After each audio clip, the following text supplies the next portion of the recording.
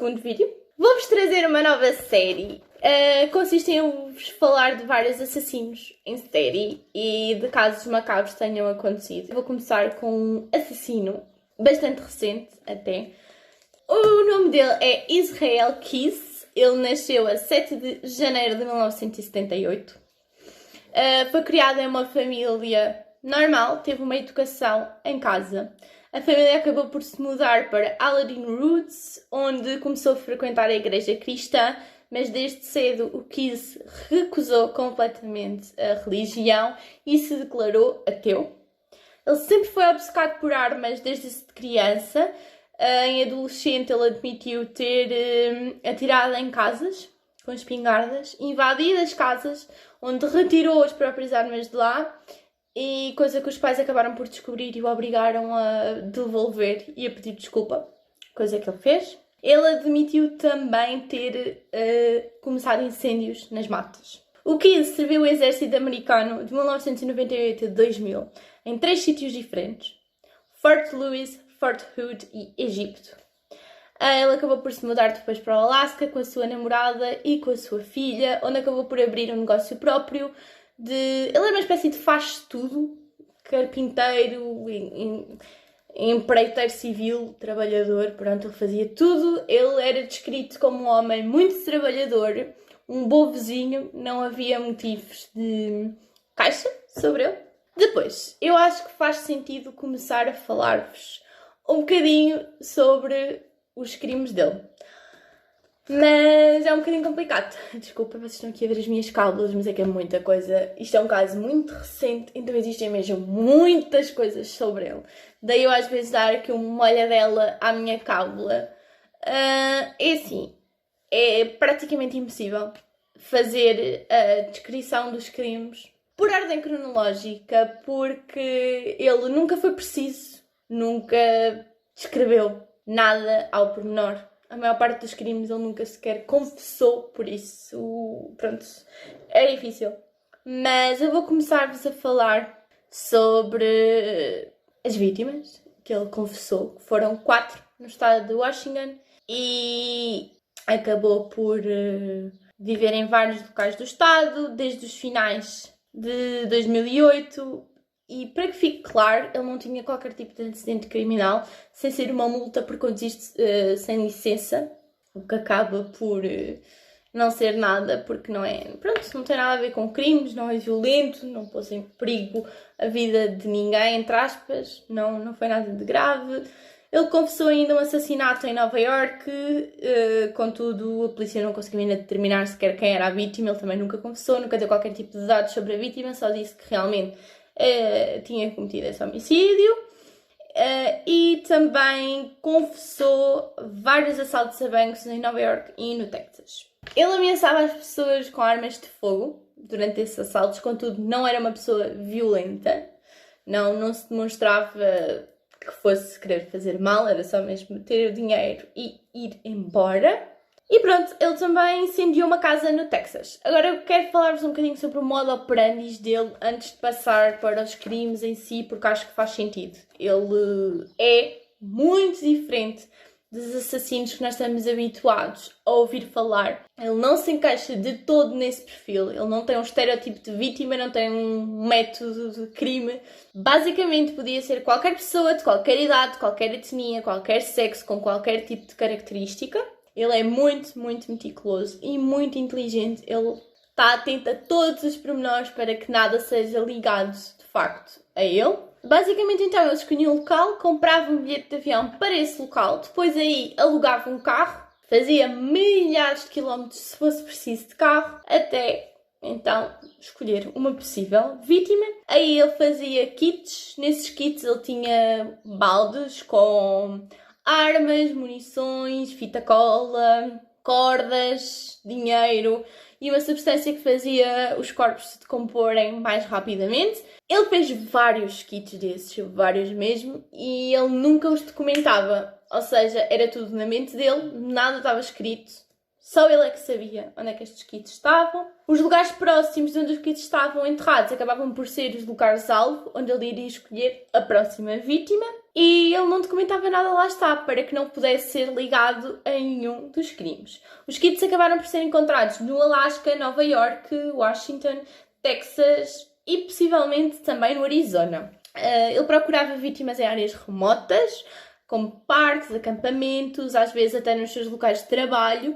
Se fosse em casa, ele optava por vítimas que tivessem garagem, mas não tivessem carro, e que as suas vítimas não tinham nem filhos, nem animais de estimação. Ele não era do tipo impulsivo que via uma vítima, ia atrás dela e matava. Não, era tudo muito meticuloso, planeado antecipadamente. Não era nada do género impulsivo, como outros assassinos que nós até conhecemos. Normalmente eram sítios muito distantes, ele não matava mais do que uma vez no mesmo sítio, lá está, para não haver qualquer tipo de relação. Também não existia qualquer tipo de ligação entre ele e as vítimas, nem entre as vítimas em si, o que acabava por ser muito difícil para o FBI não só ligá-lo aos crimes, como ligar os crimes entre si, porque não havia nenhum fator, nenhum elo comum entre eles.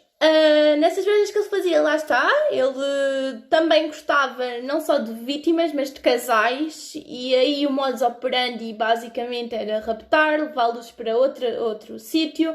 Aí ele normalmente violava a mulher e depois acabava por matar os dois, e se possível ele ainda ia para um terceiro local para descartar o corpo, para que não houvesse mesmo qualquer vestígio, qualquer ADN, nada. Para não ser encontrado, lá está, ele desligava o telemóvel, pagava sempre em dinheiro, portanto não existem registros, nem existem provas de que ele tenha estado nos lugares onde houve qualquer homicídio, ou onde foi sequer encontrado o corpo. Não havia qualquer ligação. Ele é considerado um dos serial killers mais diabólicos do século XXI pela sua capacidade de organização de todos estes crimes unicamente na sua mente.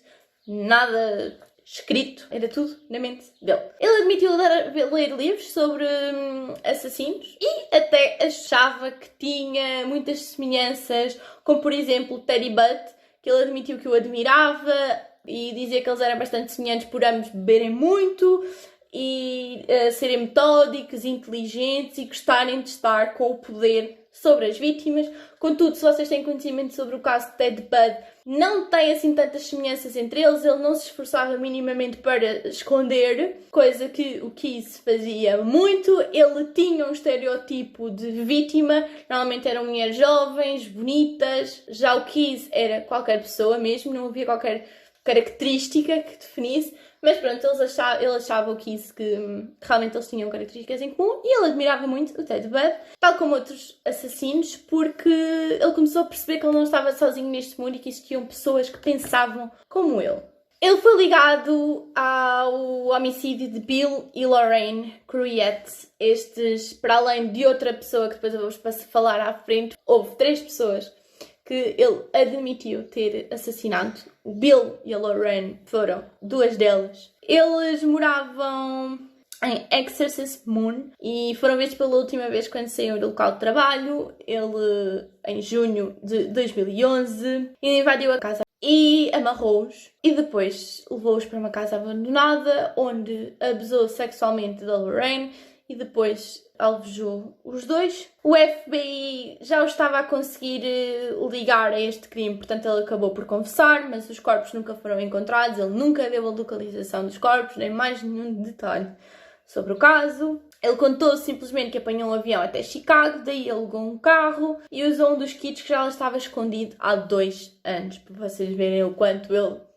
planeava isto ao pormenor. E pronto, para além destas 2 vítimas existe uma terceira, como eu vos falei, que ele realmente deu o nome, e esta foi, sem sombra de dúvidas, o caso mais conhecido de todos os crimes que ele já cometeu. Foi o que ficou assim conhecido como o pior, o mais macabro, que foi o sequestro da Samantha. A Samantha Koenig tinha 18 anos e morava no Alasca. Ou seja, morava onde o Keyes também morava, o que já é um bocadinho estranho, porque, como eu vos disse, ele não fazia crimes na sua área de residência, para lá estar a chamar as atenções para ele, mas realmente a Samantha vivia lá e trabalhava. E ela trabalhava num café que se situava no meio da rua, era um café móvel. As pessoas iam lá, faziam o pedido, um bocadinho como uma autocaravana. As pessoas iam lá, faziam o pedido, ela atendia-os, eles vinham embora e ele admitiu ter escolhido este café em específico porque era devido à sua localização no parque, era isolado, e porque era um dos que fechava mais tarde. Portanto, ele já tinha planeado o crime, mas não conhecia a Samantha, nem tinha planeado o crime contra ela em específico. Apenas tinha planeado contra qualquer pessoa. Era a Samantha, por isso não havia qualquer ligação entre ele e a Samantha, apesar de viverem na mesma cidade. Tudo aconteceu no dia 1 de fevereiro de 2012, já era bem tarde, perto da hora de fechar. Ele aproxima-se do café. Realmente existe um vídeo das câmaras de segurança que acabou por ser revelado mais tarde, em que conseguimos ver ela aproximar-se do café. Ele está a utilizar uma máscara de ski para não ser reconhecido. A Samantha está a trabalhar normalmente até que ele pede um café, ela serve-lhe o café e de repente a fisionomia dela começa a mudar. Ela mete as mãos ao ar e realmente começa a ficar assim com uma expressão facial um bocadinho mais aflita, digamos assim. Isto consegue-se associar basicamente, ela deve ter pensado que aquilo era um assalto. E lá está, começou a obedecer às ordens dele. Ele disse-lhe para apagar todas as luzes e foi isso que ele fez, para que não se conseguisse realmente identificar quem é que ele era. Ele então entra no café, amarra a Samantha e leva-a para fora. A caminho do parque de estacionamento, que era para onde eles se dirigiam, a Samantha ainda tentou fugir, mas ele conseguiu realmente apanhá-la. Ele acabou por amarrá-la no banco de trás do carro dele e tirar a placa de matrícula até seguirem para outra localização. No carro estava lá realmente o kit de homicídio. Ele começou a explicar à Samantha que aquilo se tratava de um rapto, que ele ia pedir um resgate e que se tudo corresse bem ela ia ficar sem salva e voltar para casa. Ela então começou a tentar convencê-lo a soltá-la, mas passado alguns minutos ele percebeu que ela não tinha telemóvel com ela e para que o plano dele resultasse, para que ele conseguisse pedir o resgate, ela precisava ter o telemóvel para ele conseguir enviar as mensagens do telemóvel dela. Então, ele acabou por voltar, deixou a Samantha amarrada no carro, foi buscar o telemóvel e foi para outra parte da cidade.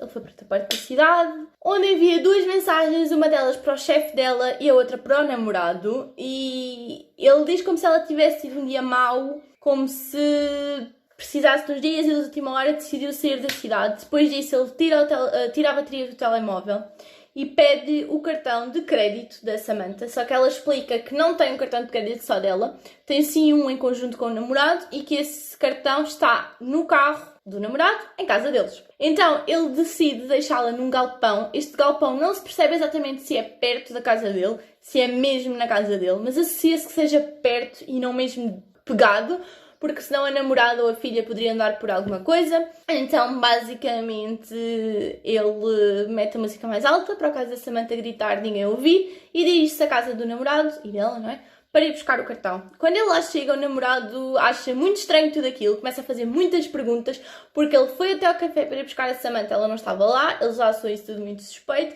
e depois do nada ele começa a receber mensagens dela a dizer que ela não está bem e que precisa de uns dias, e ele começa a achar aquilo tudo muito estranho, começa a fazer muitas perguntas para tentar perceber, mas o Keith só dizia que precisava do cartão. O namorado acha aquilo tudo muito estranho, então dirige-se para casa para ligar à polícia a pedir ajuda, mas nisso o Keith vai ao carro, tira o cartão e vai embora. Ele passa por uma caixa multibanco para tentar perceber se a Samantha lhe deu o código certo e ela deu. Então ele volta até o galpão, abusa sexualmente dela e depois asfixia até à morte. E deixa lá o corpo dela. Ele no dia a seguir tinha um cruzeiro marcado para New Orleans, portanto no dia 2. E ele começa a fazer as malas, ele vai no cruzeiro, normalmente. Depois volta no dia 17 e começa então com o plano de resgate. É de salientar que era inverno, faz muito frio lá, portanto o corpo da Samantha estava congelado no galpão. Portanto o plano dele continua. E então o que é que ele decide fazer?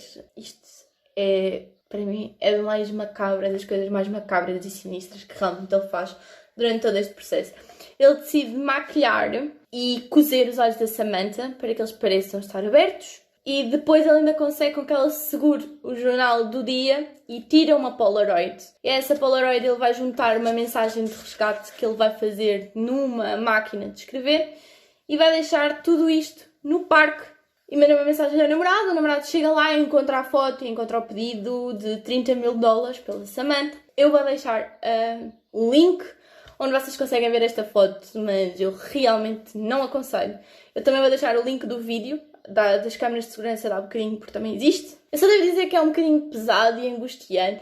Na parte do vídeo é pesado e angustiante, vocês veem que não há ninguém à volta para ajudar a Samantha e nós imaginamos tudo aquilo e deve ter sido realmente horrível. E depois a foto, a capacidade que ele teve de fazer tudo aquilo com ela já morta ali há vários dias e mandar...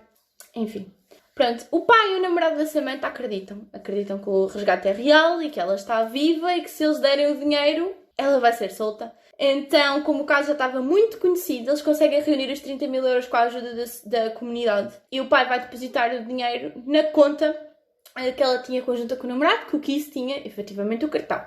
Então, qual é o plano da polícia? Seguir todo e qualquer movimento que haja naquele cartão a partir daquele momento, porque vão saber que foi o Keith no caso não, mas vão saber que foi o sequestrador que efetuou esses movimentos. Então o Keith começa realmente a levantar quantidades de dinheiro, 5 mil dólares de cada vez, só que em sítios muito distantes uns dos outros. O que acontece é que a polícia consegue seguir o rastro dele, mas não consegue apanhá-lo em si, porque são sítios muito distantes. Até que um homem acha muito estranho ver um homem encapuzado com uma máscara de ski a levantar dinheiro e ele decide ligar para a polícia e partilhar essa informação, porque como as pessoas sabiam do sequestro e sabiam que qualquer informação podia ser importante, ele acaba por revelar. E ele acaba por dizer que o carro é um Ford Focus branco. Isso deixou os polícias alerta até que o polícia Brian Henry, do Texas, viu um Ford Focus branco a passar e começou a segui-lo e esperou que ele cometesse qualquer irregularidade de trânsito para que realmente o conseguisse mandar parar. E acabou por acontecer. E quando ele parou, o condutor era o Keith, ele no banco de trás tinha notas manchadas de um assalto a um banco, um telemóvel, uma arma, uma máscara de ski e na sua carteira tinha o cartão multibanco da Samantha.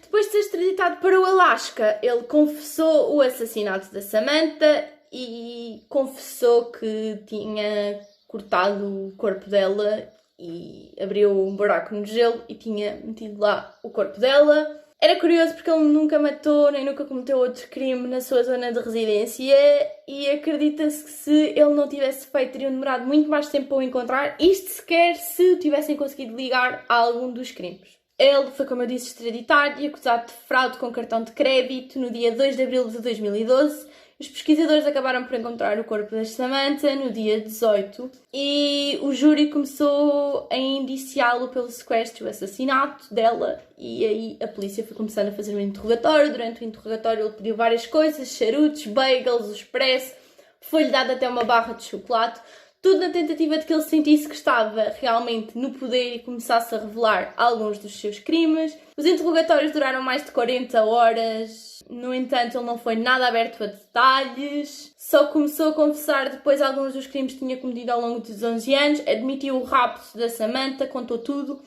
e disse que iria contar todos os detalhes, que foram estes que eu vos acabei de contar, na condição de nada disto ser revelado aos jornais, o que já causou um bocadinho de espanto, porque normalmente estes assassinos querem a polémica, querem ser lembrados, não querem ser esquecidos, querem ser valorizados pelos crimes que cometeram, mas o Keith realmente não queria nada disso, e quando lhe perguntaram os motivos, ele disse porque não queria que a filha soubesse o que ele fez à Samantha, nem queria que a família e a filha, lá está, ficassem, nem os amigos, ficassem com a vida arruinada por causa disto. Ele mostrava muita preocupação com a vida da família e dos amigos e então ele acabou por ser conhecido como um dos serial killers mais diabólicos do século XXI pela sua capacidade de organizar todos estes crimes macabros única e exclusivamente na sua mente. Ele fazia tudo isto para não ser ligado a qualquer crime.